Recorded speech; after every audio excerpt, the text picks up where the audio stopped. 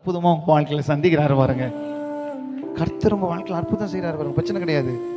நீங்க கர்த்தரை தேடும் பொழுது கர்த்தர் இது பெரிய விஷயம் கிடையாது.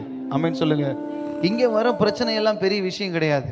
இங்க வர உபத்திரவம் எல்லாம் பெரிய விஷயம் கிடையாது. அதை பார்த்து நீங்க என்ன பண்ணக்கூடாது, ஐயையோ வாழ்க்கையில கஷ்டம் வருது, நம்ம வாழ்க்கையில போராட்டம் வருது அப்படி சொல்லி ரெண்டு விஷயம் இருக்கு. ஒண்ணு, போராட்டம் வருது, கஷ்டம் வருது, உபத்திரம் வருது, கண்ணீர் வருதுன்னு சொல்லிட்டு என்ன பண்ணக்கூடாது, ஓடக்கூடாது, தேடவும் கூடாது.